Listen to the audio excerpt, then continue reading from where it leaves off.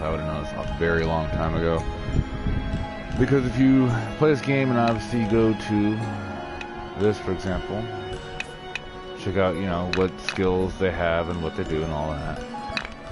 Perfect example of something where it should have been explained better, but it wasn't. First of all, him.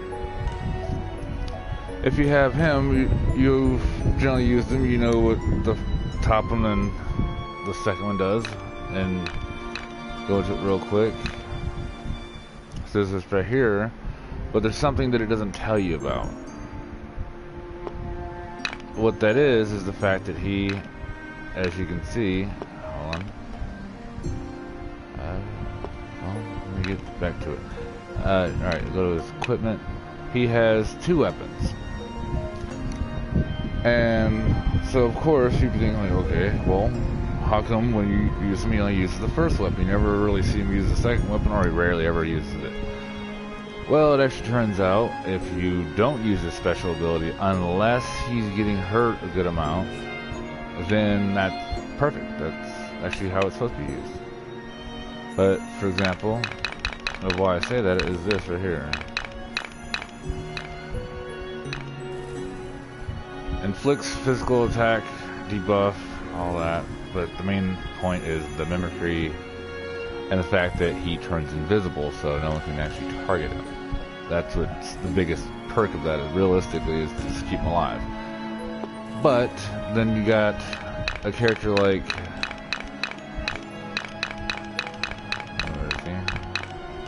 him, and you're thinking, okay, he's supposed to be a tank, but he's not a very good tank. He has a very hard time keeping even attention with the enemies.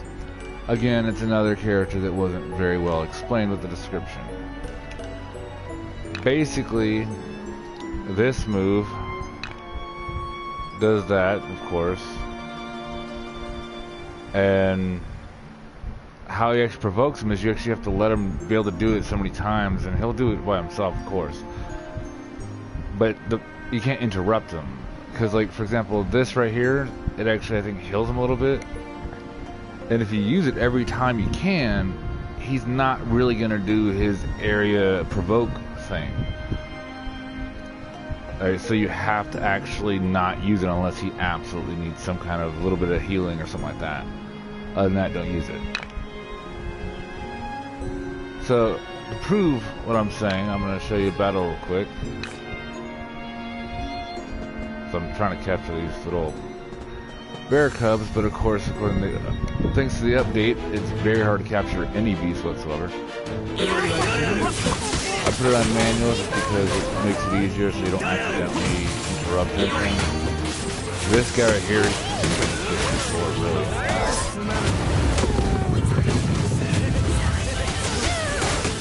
or you obviously have to swing it, of course, you know, doesn't have a hit. Turn on the hand, like, the main point is that obviously actually heals and it's not bad. And this, of course, will give him basically much damage. Again, with her though, you don't really need to use that ability that much. Unless you're like really trying to hopefully keep your team alive and hopefully have your main person do more damage. But as you can see, there's a whole fire thing around him. I just tried to have it take mainly damage. But I would hope so, or there's certain ones where just they're not very clear on certain things. Oh, and something that's nice to know is your formations. For example, you see that I'm using pyramid. But if you go over to this one, with this setup right here, I was able to beat a fight with where the enemies were like 44,000 BP, and I'm only 29. The person that actually showed the general setup only had 24,000. They had this one special character that I do not have, and realistically their way was way harder, but thanks to this setup right here and what they showed me, this actually is a really nice setup. Like, realistically, you probably could sub out her name now, but Canal, for the Bread Girl, main differences, I think she does physical defense boost while the Bread Girl boosts your general attack or whatever, or just in general makes you better in general. So therefore there's a decent trade-off of which one you want to use when it comes to those two. And then, yeah, if you're going to use the one lady that puts everybody to sleep, you know, this one, then yeah, I would highly suggest, if you're going to use this strategy, absolutely make sure you A, have it targeted to whatever enemy you want to attack, and then as well, and it sounds stupid, but you also have to make sure that when they do their attacks or whatever, that they're actually aiming at the target you told them to focus on. Because for some odd reason, they tend to literally aim for anybody else when they use their special moves, which is stupid, but it's just what they do. And in case you don't know how to target, because there's actually a person I started playing with on here, and they do not know how to do it. I will show you how with this goldfish, which they only show up at night because I've never seen it before. But it's pretty simple. Just sometimes, especially when you're doing demon raids and stuff, it's very hard to see what's going on. Alright, you would press triangle, and then you see this right here. You would go to over there like that, and press X. Triangle again, go out of it, and now from now on they will use the regular attack to try to attack that said character.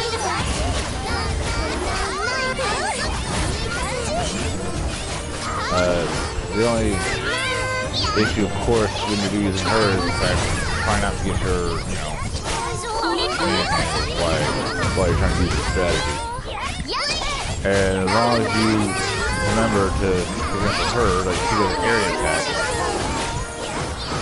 as long as you remember to definitely aim it properly where you do not miss your target or accidentally hit other enemies, or if you use someone else with heavy hits that doesn't do a small area attack, which is preferred. Kind of like this one character stuff real fast after this fight. This character I'm going to show you is like a perfect example of what the preferred kind of attack you want.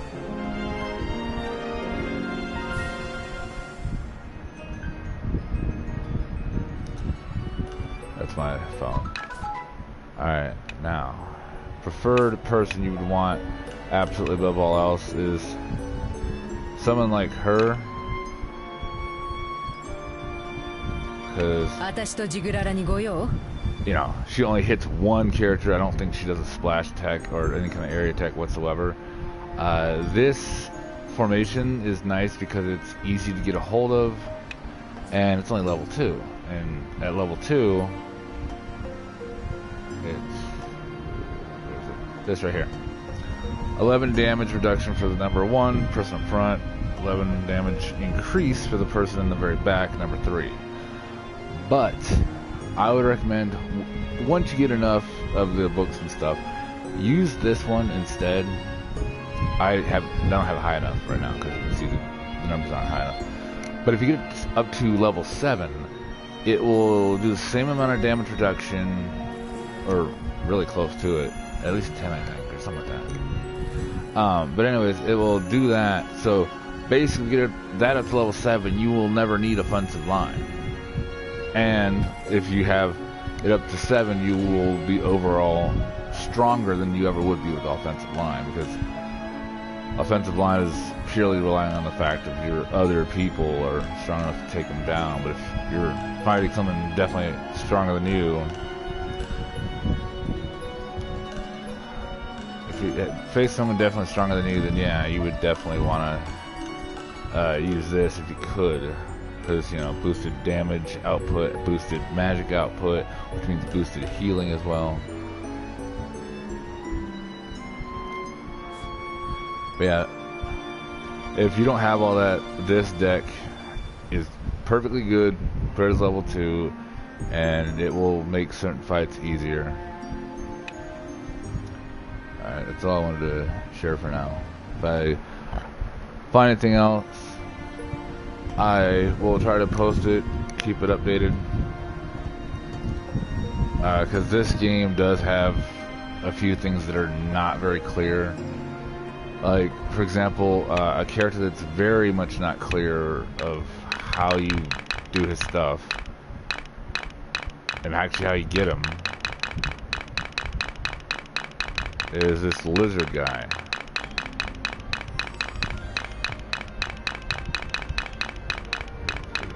Alright, here it is. Because basically, one part says, oh yeah, come back and find him later sometime. While you're in the one city, okay? Actually, you don't. You don't even stay in the city. You actually leave the city. I think you go back to one of the other cities in the somewhat area, or whatever. I forget exactly. Basically, I unintentionally warped to a city, and as I warped into the city that I was trying to do something else, then the cutscene pops up, and then you do the whole where you go whatever place, and then you talk to him there, and then he joins you. If you didn't accidentally do that, you would be frustrated about the fact that it's not as straightforward as you'd hope. Let's see if there's anything else worth mentioning.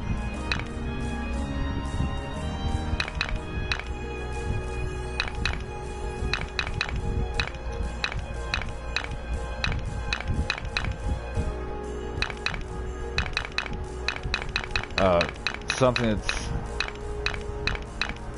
pretty annoying. I might want to try the general setup I have, because the point is that with the way I have it set up, you know, the enemies will actually stay asleep, but there's a fight where it's defeat Master Jagar. The problem is you use the general same setup as like the deck, but the main problem is that he's super strong. Like it's not a high level fight. It's like level 24,005, something like that, maybe lower. But he's super strong, and basically what they do not let you know at all is you want to put a freeze cannon on your caravan to make it easier. Other than that, I think for that fight, honestly, you want just, it's, you know, like some kind of tank. Usually I would use her. If you have someone better than her or whatever, of course, go ahead and use her. But this is realistically how the fight went. It actually was started off like normal, and then because of how hard he hit, the guy that I watched had her run around. Ultimately, she died regardless. But the main point is that, yeah, this is still the same setup more or less. There's a few minor differences. The main difference is you don't use a sleeping person. You want to use, you know, crowd control people.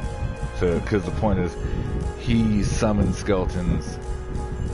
You can kill them all, then later on he summons more. And basically, if you're too slow, he just keeps on summoning more. And ultimately, the reason why you want the freeze cannon is so that way, while he's frozen, you can just wail on him and kill him. When I do that fight, I will try to have it recorded so you can see better of an idea. Because if you try to do on a lot of videos I've seen, they always try to have you use her. You may not have her. She's good at crowd control, and the fact that literally there's no waiting for anything to hit them. It just comes down and hits them immediately. So they can't even dodge it if they wanted to. So that's why she's good and all.